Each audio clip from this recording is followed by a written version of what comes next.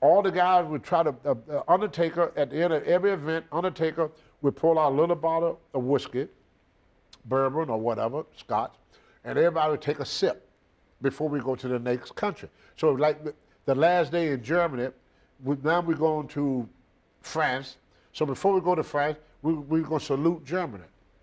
Hey, great tour, guys. Undertaker would stand in the room, and everybody take one little sip. Well, Undertaker being the guy, he invited the bus driver to have a sip with us. We're going to go to the airport, then we're going to have a new bus driver. But the bus driver left the lights on, it turned the bus off, and we get back, the battery was dead.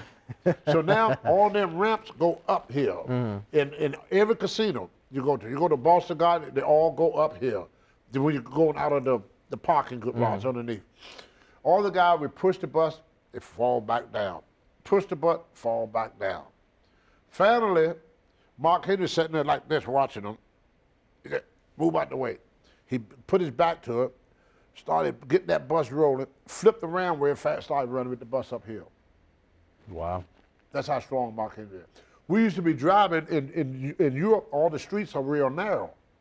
Mark Henry, when the bus can't get through, the guy would go back, hey, Mr. Henry. And somebody didn't want the girls, none of the guys would say nothing to him, but the girls, he gentleman-like to people. He's a gentleman. The one of the girls said, hey, Mark, we need you.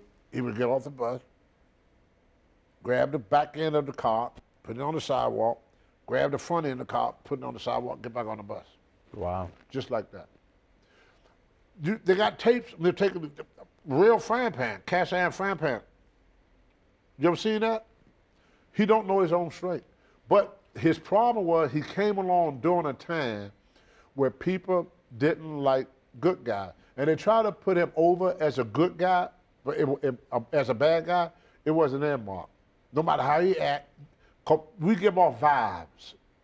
You know, we give off vibes. And you saw the way he was at your show. I mean, big lover, he's a big teddy bear. Yeah. I wouldn't want to fight him though. But he was the only guy in the WWE that I say if I got in a fist fight with, I wouldn't fight him. Really? I couldn't figure out a way of whooping him. He's fast, he's strong, big, heavy. You know, I was more afraid of him than the Big Show. Well, the reason is I saw what happened when him and the Big Show met. What happened? Well, we over in Europe, and the next day we were supposed to go to Mexico City, so we had to go to the airport. So we get up in the morning, catch a bus like 5 o'clock, 4 o'clock in the morning. That's how these buses would take off to get to the next town. So Big Show had this thing that he loved to do on the bus. He would fart, pass gas on the bus. Mark Henry didn't like it.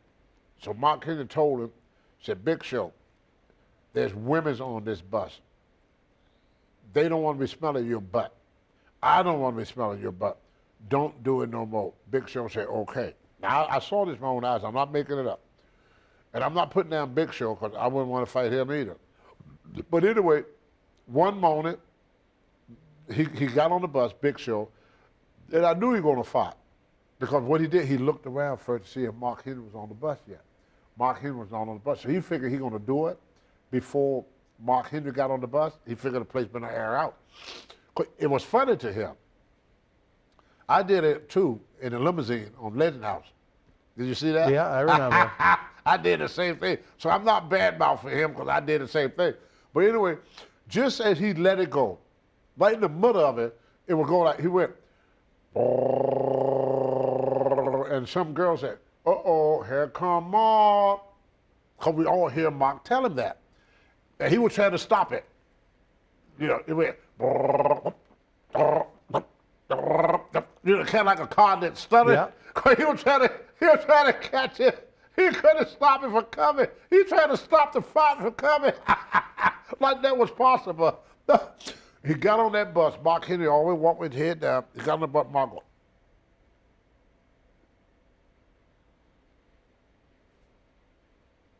took off out the Big Show.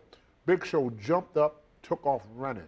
In the bus? No, jumped. He got off the bus. He missed every step. Didn't touch one step. So Mark already walked by him? No, see, he was in the back. Yeah. Mark was getting in the front. You know, the bus got a back door. Oh, it had and a the back- front door. oh, I Yeah, didn't the know bus. that, There's okay. a bus. So they got a bus that let you in the back, and there's another door to get in the front. Mark always come in the front door. Big Show was always in the back. So when Mark looked at him, Big Show jumped up from the back seat, took off. As he jumped off the bus, he didn't test not one step going off that bus. Mark Henry caught him, picked him up like you're holding up a baby. Said, I told you not to do that. I saw that with my own eyes. Really? But Mark was so quick. The way he went down the aisle and out. Show, as soon as he got off the bus, Mark was on him. Just that quick. Where was that? A hotel or? No, this was, I knew the next day, Mexico City.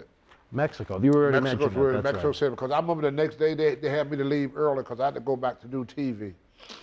Me and Mark had to go back to do TV early, about a week later. I remember that. That's why I remember that. Because that was the day right after we went to see the pyramids. Me, Triple H, and the Big Show, we all went to see the pyramids in Mexico City. Just the three of you? No, there was a couple more guys. Who else went? Armstrong, Scotty Armstrong was there. The Big Show, Triple H, me. The guys that worked out with Triple H went. Yeah. Everybody didn't go. Mark didn't go. A lot of guys. I would say maybe about 6 of us. And we went to see the pyramids. Now, was that free? Or? The World Wrestling Federation was live at the Convention Center in El Paso, Texas, Monday, January the 16th, 1989. In the opening contest, the Blue Blazer beat Scott Casey. Big John Studd victorious over Rakim. Tito Santana defeated King Haku. WWF Intercontinental Champion The Ultimate Warrior retained the title over Ravishing Rick Rude. The Hart Foundation battled the Rougeau brothers to a time-limit draw, and Brutus the Barber Beefcake defeated the Honky Tonk Man. If you were in El Paso live, share your memories in the comment section below. Use the links in the description box to keep Wrestling Legends working in our eBay store and on our acclaimed Patreon streaming service so we can bring you more interactive superstar shoot interviews to relive the good old days of professional wrestling. Check it out. Boston wrestling sports in the MWF explodes into a new year with professional wrestling content galore and need you to join our family. Every Tuesday night at 10 p.m. after our Monday Night Raw review, it's Wrestling Insiders at your house with WWE Hall of Famer Mr. USA Tony Atlas. Wednesday nights at 10 p.m. after NXT and AEW, join rotating legends on Wrestling Insiders Special Edition. Every Thursday night at 10 p.m. after our NXT and Dynamite review, it's Marty Jannetty's No Holds Barred Sex, Drugs, and Rock and Roll Journey on Wrestling Insiders Party with Marty. Friday night after SmackDown, don't miss John Cena Sr.'s Wrestling Insiders Fabulous Fridays. Plus, look for classic clips, history videos, bonus live episodes, pay-per-view watch-alongs, and more. For less than a cup of coffee at Starbucks, get early ad-free access to our Wrestling Insider talk shows, our acclaimed studio shoot interview DVD library, and help keep wrestling legends working during the worst of times. Join our growing family at patreon.com/Boston Wrestling. Expect the unexpected in 2021.